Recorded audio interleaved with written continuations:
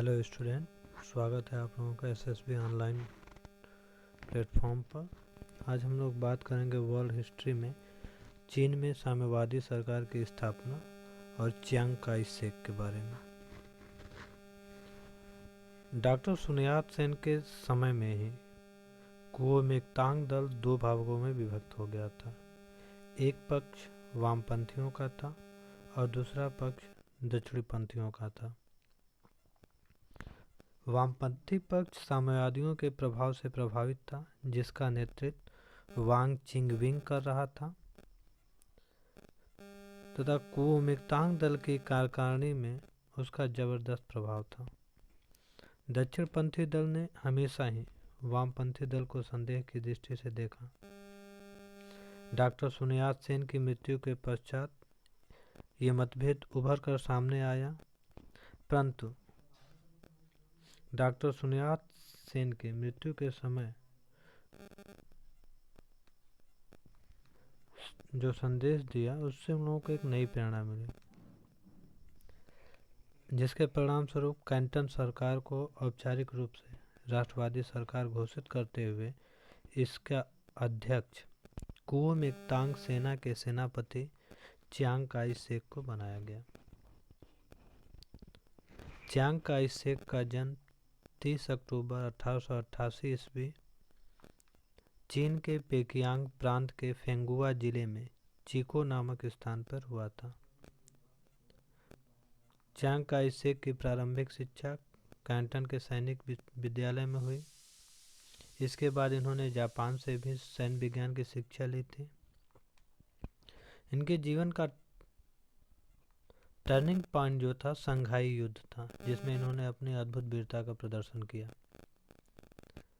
ऐसे तो ये 1911 ईस्वी में क्रांति के समय सेना में भर्ती हो गए थे। डॉक्टर सुन यात सेन के बाद 1925 ईस्वी में कुओमिंतांग दल की स्थायी समिति का इन्हें सदस्य बनाया गया तथा सेन के पश्चात इन्हें सेना का सेनापति भी बनाया गया। सेनापति बनने के बाद इन्होंने वाचांग हांगको संघाई पे अधिकार कर लिया तथा नानकिंग में अपनी सरकार बनाई।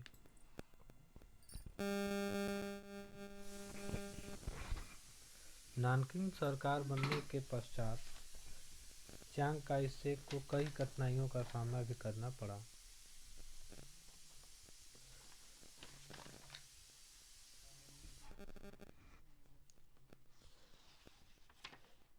सुन यात सेन की मृत्यु के बाद चीन में कई सरकारें स्थापित हो गई थी, जिसमें पहली नानकिंग की चियांग काई शेक की कुओमिंतांग सरकार, दूसरी वांग चिंगवेई और चेन कुंगपो की कैंटन की वामपंथी सरकार, तीसरी उत्तर चीन में प्रांतपतियों की स्वतंत्र सरकारें आदि कई सरकारें स्थापित हो गई थी। डॉक्टर सुन यात सेन की मृत्यु के तुरंत पश्चात चीन में एक अव्यवस्था फैल गई थी।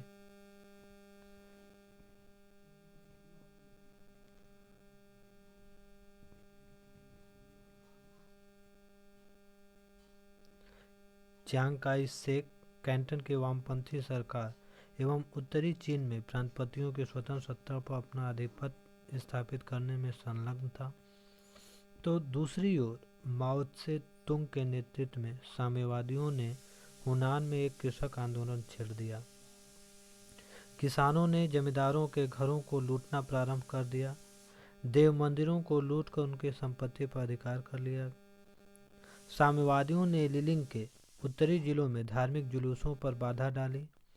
लुंगफेंग के भिक्षुणी गृह में लकड़ी की देव प्रतिमाओं को तोड़कर उनसे मांस पकाया। इस प्रकार यह कृषक आंदोलन साम्यवादी आंदोलन था, जिसने जमींदार एवं सामाजिक ढांचे पर कुठाराघात किया। साम्यवादियों ने उत्तरी चीन के सेनाध्यक्षों के दमन की नीति का भी विरोध किया। इससे चियांग काई शेक कम्युनिस्टों का घोर विरोधी हो गया और उसने कम्युनिस्टों के दमन के लिए दृढ़ संकल्प किया। 1927 में माओ के नेतृत्व में हुनान के किस्कों ने जब भयंकर आंदोलन कर दिया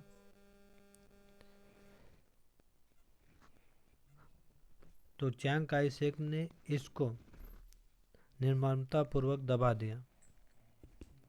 माओ ने अपने अनुयायियों को पुनः संगठित कर 1930 में क्वांगसी, फुकेन एवं अनकुई प्रांतों में कम्युनिस्ट सरकार बना डाली। 1 नवंबर 1931 ईस्वी को प्रथम अखिल चीनी सोवियत सम्मेलन का आयोजन किया गया, जिसमें चीनी सोवियत गणतंत्र का संविधान स्वीकार किया गया। साम्यवादियों के बढ़ते प्रभाव के कारण चियांग काई शेक ने साम्यवादियों का दमन करने के लिए कठोर रुख अपनाया। साम्यवादियों के दमन के लिए चियांग काई शेक ने सेना की सहायता से साम्यवादियों का दमन करने का प्रयास किया। नीली कुर्ती नामक एक नया दल बनाया। इस दल के सैनिक जो हैं नीले रंग की यूनिफॉर्म पहनते थे। साथ ही नवजीवन आंदोलन का प्रारंभ करवाया। यह आंदोलन कन्फ्यूशियस की विचारधारा से प्रभावित था। साथ ही सेना को राजनीतिक शिक्षा प्रदान किया गया। चियांग ने साम्यवादियों के उन्मूलन हेतु सेना को यह राजनीतिक शिक्षा देनी प्रारंभ कर दी कि चीन की सभ्यता एवं संस्कृति का अंत कर साम्यवादी विदेशी व्यवस्था को चीन में लादना चाहते हैं। अतः सेना में साम्यवादियों के विरोध में उत्साह उत्पन्न किया। साम्यवादी पूंजीपतियों का विरोध कर रहे थे, इसलिए चियांग काई शेक ने पूंजीपतियों का समर्थन प्राप्त किया। चियांग काई शेक ने चीनी पूंजीपतियों को अपनी ओर मिलाकर धन एवं जन दोनों दृष्टियों से उनका समर्थन प्राप्त करने का प्रयास किया।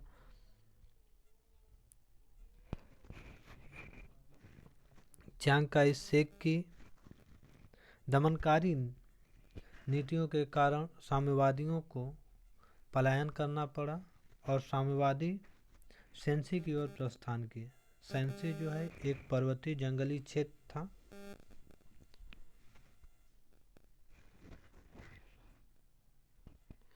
उन्नीस 1936 ईस्वी में साम्यवादियों ने सेंसी पहुंचकर अपनी सरकार स्थापित की। उस समय साम्यवादियों की संख्या 20,000 रह गई थी। माओ त्से तुंग ने यूनान को अपनी राजधानी बनाया। इस प्रकार इस सेंसी स्थित नवनिर्मित माओ सरकार के शासन की सीमा में केवल सेंसी का उत्तरी भाग एवं कांसू का उत्तरी भाग निहित था।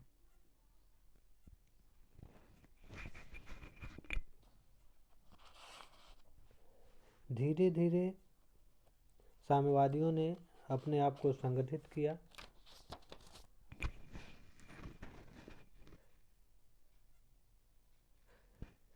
चियांग काई शेक ने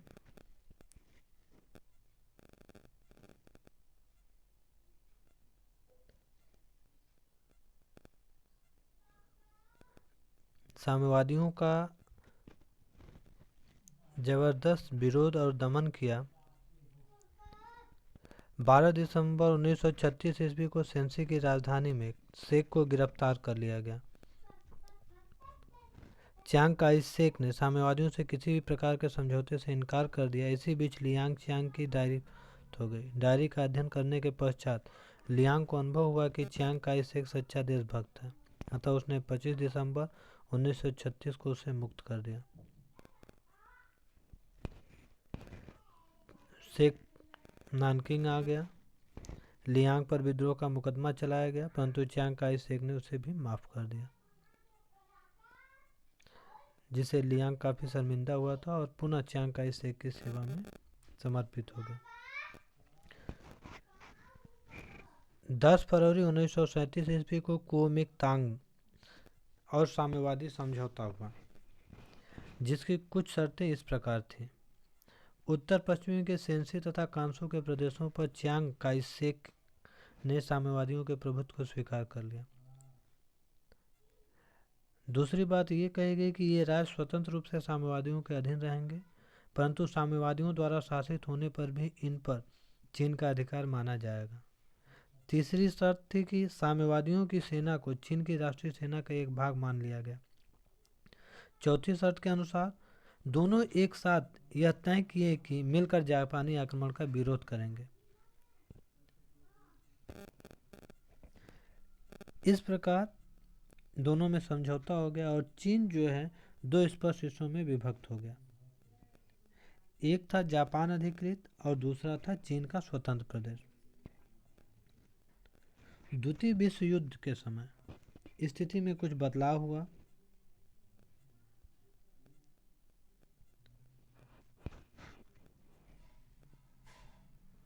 अमेरिका ने जनरल हार्ले को 7 नवंबर 1944 को चांग एवं साम्यवादी से समझौता करने के लिए चीन भेजा।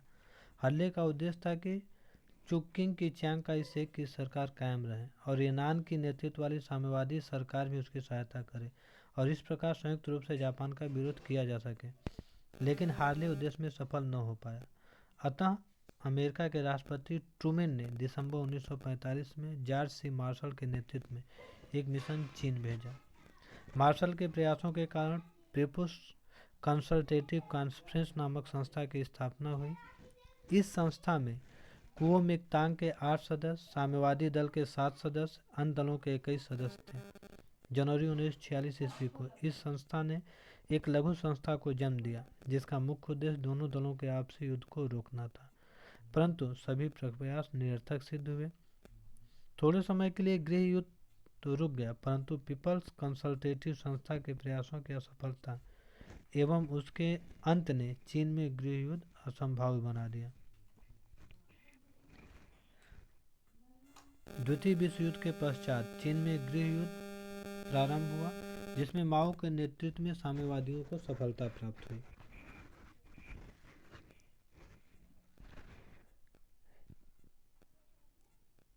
इस संघर्ष में कम्युनिस्टों ने चांग काई शेक के सम्मुख संघर्ष रोकने के लिए एक प्रस्ताव रखा जिसकी प्रमुख बातें इस प्रकार थी। पहली बात यह थी कि चांग काई शेक एवं उस राष्ट्रपति लित्सुंग जेन अपने पदों से त्यागपत्र दे दें।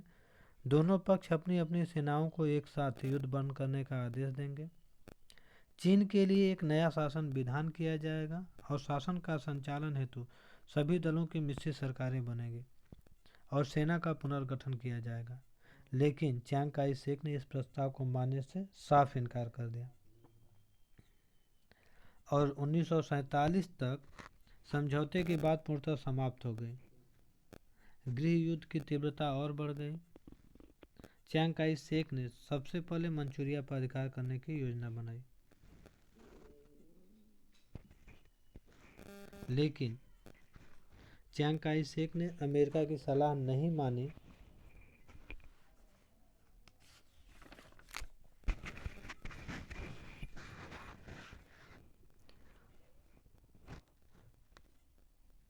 साम्यवादियों ने चांग काई शेक का जबरदस्त विरोध किया, रेल मार्गों को तोड़ा, हवाई जहाज़ों के माध्यम से चांग काई शेक ने उनके ऊपर नियंत्रण करने का प्रयास किया।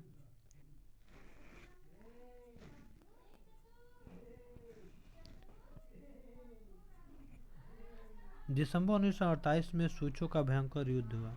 इसमें भी साम्यवादी विजयी रहे। कुल मिला जुलाकर 24 अप्रैल को नानकिंग एवं 27 मई को शंघाई पर साम्यवादियों ने अपना अधिकार जमा लिया। चेकियांग कियांगसी यूनान को जीतने के पश्चात अक्टूबर 1949 को कैंटर पर भी माओ का अधिकार हो गया। 21 नवंबर 1949 ईस्वी को चीन के साम्यवादी दल के नेता माओ त्से तुंग ने चीनी गणतंत्र की स्थापना की घोषणा की। 1949 ईस्वी के अंत तक साम्यवादियों ने सिचुआन एवं क्वांगसी पर भी अधिकार कर लिया। मार्च 1950 ईस्वी तक स्थिति यह थी कि फार्मोसा, कोयोम एवं मात्सु द्वीपों को छोड़कर चीन के विशाल भूभाग में कोई ऐसा क्षेत्र नहीं रहा जिन पर कम्युनिस्टों का अधिकार न हो। मार्च 1950 ईस्वी में Chiang Kai Shek Formosa, कोयोम, Matsu द्वीपों पर क्योमिंतांग सरकार बनाकर उनका अध्यक्ष बना। चियांग की मृत्यु के पश्चात अब इन द्वीपों पर उसका पुत्र शासन कर रहा था। इस प्रकार इन 3 द्वीपों को छोड़कर संपूर्ण चीन पर साम्यवादी सरकार की स्थापना हो गई थी। आज के लिए इतना ही रखते हैं। Thank you class.